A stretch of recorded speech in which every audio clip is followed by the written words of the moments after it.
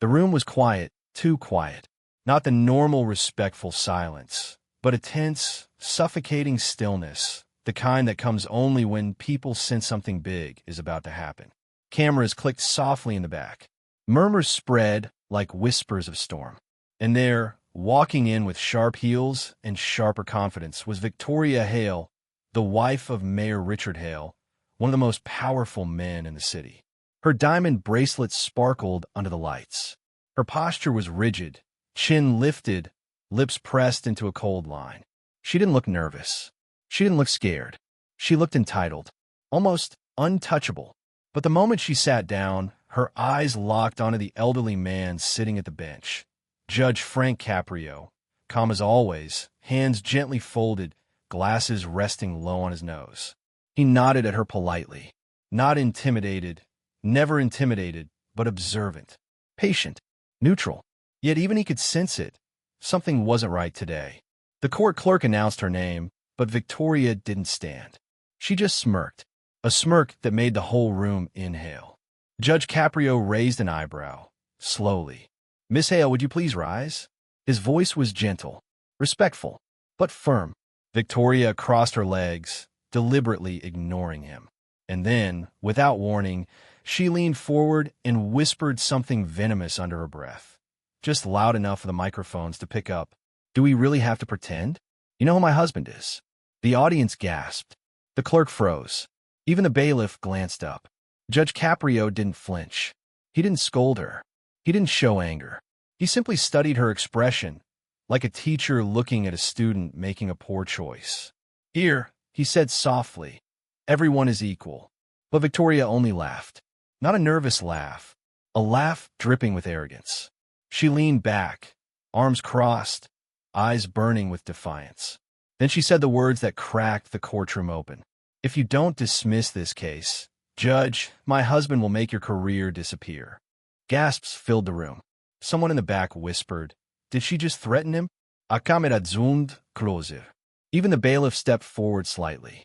But Judge Caprio remained perfectly still. Calm in a storm, only he seemed capable of controlling. He removed his glasses slowly, folded them, set them on the bench with gentle precision. Then he looked directly at her. "Miss Hale," he said, voice steady, "threats have no place here. No anger, no fear, just truth, spoken with the power of a man who refuses to bend." Victoria's smirk faded. For the first time, just a flicker, her confidence cracked. An entire courtroom leaned in, waiting to see what this wise, compassionate judge would do next. Because everyone knew this wasn't just a case anymore. This was a battle between power and principle. And Judge Frank Caprio was about to choose. Now it was easy, but what was right? The courtroom doors had barely settled after Victoria Hale's dramatic entrance, when the deeper reality of the situation began to unfold. What everyone initially thought was a simple parking violation suddenly felt like something much heavier. Something connected to power, influence, and a growing public frustration with the city's elite. But beneath the noise, the cameras, and the tension, Judge Frank Caprio remained steady, grounded by decades of experience. He had seen powerful people crumble under pressure and ordinary citizens display extraordinary dignity. And today, he had a feeling he was about to witness both. Victoria stood rigid, arms crossed, eyes sharp. She didn't look like someone here to resolve a mistake. She looked like someone who expected a performance, expected the court to bend around her. Judge Caprio gently tapped the file in front of him. "Miss Hale, before we proceed, I'd like to understand the circumstances surrounding the citation." His tone wasn't accusing. It wasn't confrontational. It was simply patient, an invitation to clarity. Victoria flicked her hair back. "It's ridiculous, Your Honor. I parked for less than 10 minutes. The officer exaggerated. Her voice held an edge, sharp, dismissive, dripping with entitlement. The judge nodded, not agreeing, just listening. "According to the report," he said calmly, "your vehicle was parked in a restricted safety zone for over 40 minutes. Her lips curled into a smirk, part disbelief, part mockery. "Those officers write whatever they want." The courtroom shifted. People exchanged glances. It was one thing to contest a parking ticket, It was another to casually accuse city law enforcement of wrongdoing without evidence. Judge Caprio leaned slightly forward, his eyes soft but unwavering. Miss Hale, the officers on this force are hard-working people. They serve this community with integrity. A pause. If there's something else going on here, I'd like you to tell me. It was a gentle nudge, the kind that often opened doors to truth. But Victoria only tightened her jaw. There's nothing else. I expect this dismissed. A small gasp traveled through the audience. The confidence in her voice wasn't confidence. It was command, as if she wasn't speaking to a judge, but to a subordinate. Judge Caprio didn't react. His eyes lowered briefly, then returned to her with quiet strength. He had faced intimidating defendants before. Wealthy business owners, politicians' children, people who believed their last name was an armor. But Victoria Hale was different. There was something behind her sharpness, something unspoken. And for a moment, even a brief one, the judge caught it. A tremor in her hand, so slight the cameras missed it. Not arrogance, not anger, something closer to fear. The clerk cleared her throat and continued reading the citation. But Judge Caprio lifted a hand gently. Before we continue, he said, I'd like to know why your husband isn't here today. As mayor, he usually attends matters involving city disputes. Victoria Estefanez, a hard, unnatural stillness. My husband doesn't involve himself in trivial issues. He's busy. Her voice cracked. Not loud enough for the room to catch, but enough for a judge trained to hear every emotional fracture.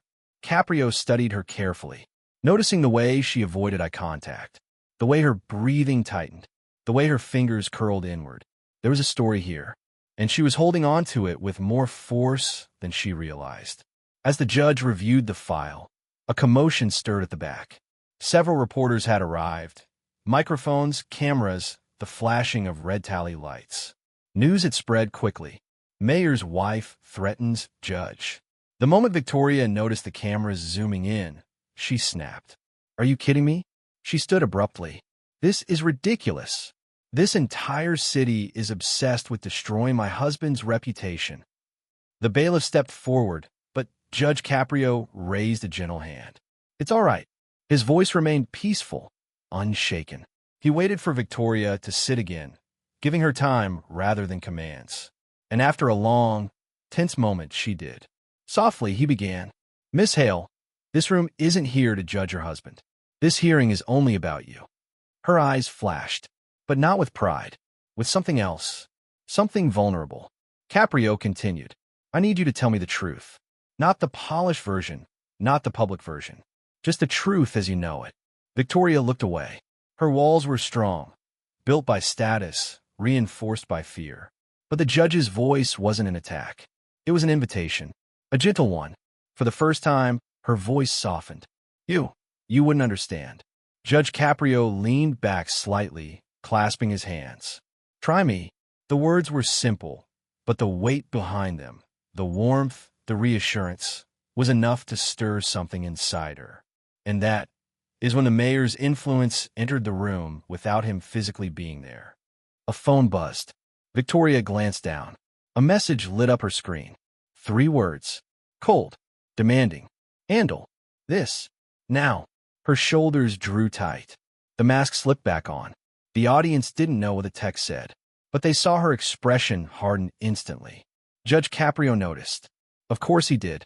His brows lowered with concern. Genuine concern, not judicial suspicion. Miss Hale, is someone pressuring you about this case? For a fraction of a second, her eyes filled with something like panic. But she swallowed it down. No, she whispered. No one is. It was a lie. A clear one. The kind spoken not out of defiance, but out of fear. Caprio didn't push yet. He simply closed the file gently. All right, he said softly. Let's walk through this together. That sentence alone changed the energy in the room. It wasn't a judge versus defendant anymore. It was a human being trying to reach another human being. Bit by bit, the layers began to reveal themselves, not through admission, but through hesitation, faltering reactions, and the emotional cracks she couldn't hide. The audience watched. Reporters leaned in. The tension thickened, because something deeper than a parking violation was unfolding. Something connected to power, fear, and a woman who seemed trapped between the image she maintained and the truth she couldn't speak. And only one man in the room saw all of it clearly. Judge Frank Caprio. He wasn't just analyzing a case. He was reading a soul struggling beneath the surface. And as he looked at Victoria, her trembling composure, her guarded words, he knew this case was about to turn into something far more serious than anyone imagined. Something that would test not only the law, but compassion, courage, and the power of doing what is right, even when the entire city is watching. The tension in the courtroom rose like steam trapped under steel. Victoria Hale stood rigid, her breathing sharp and uneven, as if every inhale cost her something. Her earlier arrogance wasn't confidence anymore. It was a shield. And Judge Frank Caprio could see it clearly, the way a seasoned physician recognizes pain hidden behind a smile. He leaned forward slightly, voice steady. "Miss Hale, I need you to explain why you believe this court owes you special treatment." Her jaw clenched. She didn't answer. She only stared at the floor, tracing the pattern on the tiles as if trying to disappear into them. Behind her, reporters scribbled fiercely. The whispers grew louder. Someone muttered, "Why is she so nervous?" Victoria swallowed. Her hand trembled as she brushed back a strand of hair, an unconscious gesture she immediately regretted. She clenched her fist to hide the shaking. Judge Caprio noticed. He noticed everything, but he didn't push. "Not yet. Miss Hale," he said gently, "you may speak freely here. Nothing bad will happen to you for telling the truth." Her head snapped up, eyes wide, startled, almost frightened. It was the reaction of someone who wasn't used to kindness. Suddenly, the courtroom door opened, and every camera swung toward the entrance. Walking in, calm but tense, was Mayor Richard Hale himself. Victoria flinched. Not a dramatic flinch, not something the average person would catch. But Judge Caprio caught it. So did the bailiff. So did the clerk. The mayor took a seat in the back row, his cold gaze fixed on his wife like a spotlight she couldn't escape. And Victoria shrank. Her shoulders collapsed inward. Her hands tightened around the folder she carried. Her breath stuttered. Judge Caprio exhaled slowly, already piecing the truth together. The arrogance, the hostility, the entitlement. It wasn't strength. It was fear wearing a mask. Victoria's voice cracked as she spoke. I thought this would be quick. My husband said." She stopped, too abruptly. The mayor's eyes narrowed, sending her a silent command. Judge Caprio saw it. Everyone saw it. He leaned back, clasping his hands. "Miss Hale, this is your case, not your husband's. He has no authority here." The mayor shifted forward in his seat, jaw tight. Victoria stared at the bench, blinking too fast. Her voice dropped to a whisper. "Can we please hurry? I don't want any trouble." Trouble. The word echoed across the silent room like a confession. Judge Caprio tilted his head.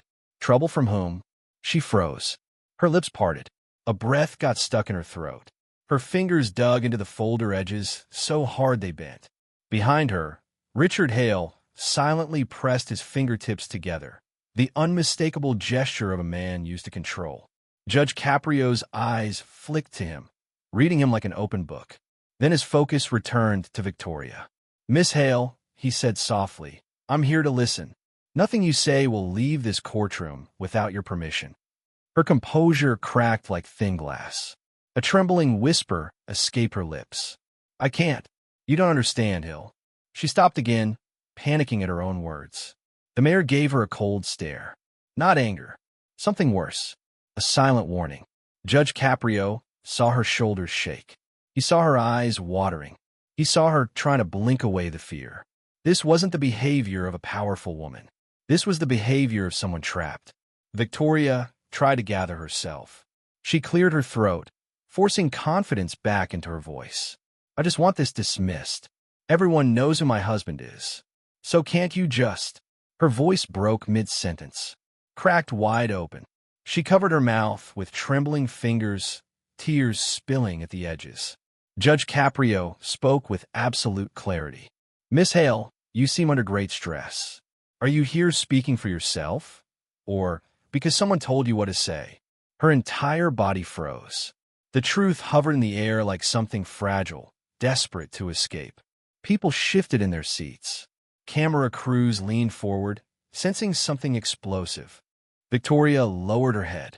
For 5 seconds, long, painful, undeniable, she didn't move. Then she whispered, barely audible, "I'm not allowed to answer that." Those words hit harder than any threat. It was no longer a case about a parking violation. No longer about attitude or entitlement. This was about a woman living under fear, control, and emotional pressure far bigger than a courtroom. Judge Caprio felt it in his chest. He had seen thousands of cases, but he had rarely seen pain hidden this deeply. He softened his posture. His voice lowered. "Miss Hale, look at me." She hesitated, then slowly lifted her eyes. For the first time, the courtroom saw the truth behind them. Not arrogance, not pride, not entitlement, just exhaustion, fear, and a silent plea for help. Judge Caprio leaned in, steady, grounded, unshaken. "You're safe here." The mayor shifted uncomfortably in a back row. Victoria inhaled sharply. Tears slid down her cheeks, and she didn't bother wiping them. She whispered, "I don't feel safe anywhere." Gasps shot through the room. Judge Caprio's expression tightened, not with anger, but with resolve. The rising tension now had a direction. A truth. A danger. A wound ready to be exposed. Victoria Hale was no longer a villain. She was no longer the mayor's intimidating wife. She was a woman cornered. And for the first time in years, she stood before someone who could see her. Someone who wasn't afraid of her husband. Someone who might just save her. The storm had officially begun, and the courtroom braced itself for the moment everything would break open. The courtroom had never felt heavier. Victoria stood there, shoulders stiff, eyes locked on the marble floor, while Judge Caprio quietly reviewed the file in front of him. The room wasn't loud. It wasn't chaotic. It was worse. It was silent, loaded with an electricity that made every breath feel like someone was tightening a wire. Everyone sensed what was coming. But no one, not even Victoria, expected the direction Judge Caprio was about to take. He closed the case folder softly, almost gently, and then looked up at her with an expression that wasn't anger, but something far more unsettling. Disappointment, sadness, resolve. "Victoria," he began, his voice low but unmistakably firm, "I've watched you grow up in this city. I've watched your father serve this community for decades. And I've seen you, over the years, use your privilege like a shield." A ripple moved through the audience. Victoria swallowed, panic creeping up her throat. Judge Caprio continued, leaning slightly forward. "And I believe you when you say you're scared. I believe you when you say you're overwhelmed. But believing you doesn't erase what you did. It doesn't remove accountability. And it certainly doesn't make you immune to consequences." Her chest tightened. This wasn't going the way her father promised. Caprio tapped the edge of her case file with one finger. A subtle gesture, but one that carried the weight of a hammer. "For years," he said, "every time you made a mistake, someone cleaned it up for you. Someone cushioned the fall. Someone told you that getting away with it was normal." He paused. "But today," he lifted his eyes directly into hers. "Today, you're not walking out of here without understanding the full gravity of your actions." Victoria's breath hitched, and that's when the doors suddenly burst open. Mayor Richard Hale stormed into the courtroom, face flushed, anger radiating off him like heat. His security detail flanked him, creating a visual wall of authority and power. Every camera turned. Every whisper stopped. Every heartbeat in the room skipped a beat. Victoria's father marched straight down the aisle. "Frank," the mayor said sharply, "I told your clerk I needed a word with you privately." Judge Caprio didn't move. "I'm in the middle of a hearing, Richard. This hearing involves my daughter," the mayor shot back. "And I will not have her future dictated by a misinterpretation of events." Victoria shut her eyes. "No, no, no, no." This was the worst possible thing he could have done. Judge Caprio folded his hands calmly. "Your daughter is capable of speaking for herself. She does not need political intervention. Frank, the mayor said, lowering his voice, though everyone still heard every syllable. We've known each other for 40 years. I'm asking you, as a friend, to reconsider. Caprio didn't flinch. I am not your political ally in this courtroom, he replied softly. I'm a voice of justice, and justice does not negotiate. A sharp gasp swept the room. The mayor stepped forward, jaw tight. This will destroy her life. Caprio rose from his chair. And enabling her, he replied, will destroy her character. Silence. Actual. Suffocating silence. Victoria opened her eyes, tears threatening to spill. She'd never seen her father challenged like this. Never heard anyone speak to him without fear. Never imagined that a judge, this judge, would stand between her and the effortless escape she'd been handed her entire life. The mayor tried again, softer this time. Frank, please. She's just a kid. Caprio turned to Victoria. Are you, he asked gently, are you a kid, Victoria? Or are you someone who knows how to manipulate her family's influence to avoid responsibility? Her lips trembled. She didn't answer. For the first time, she didn't know the answer. And then Caprio did something no one expected. He stepped down from the bench, walked directly toward her. His voice dropped to a near whisper, but somehow carried through the entire room. You told me earlier that you wish someone would just tell you the truth. He paused. Here it is. Victoria lifted her eyes. You are not broken, Caprio said. You are not doomed. You are not beyond redemption. But you are standing at the crossroads of who you have been and who you will become. A tear slid down her cheek.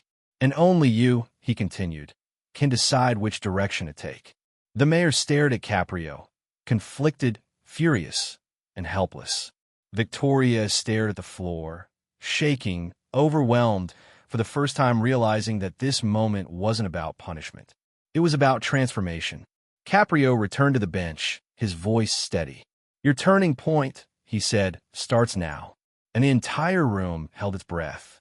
The air in the courtroom felt different now. Not tense, not explosive, but heavy with a strange mixture of humility and possibility.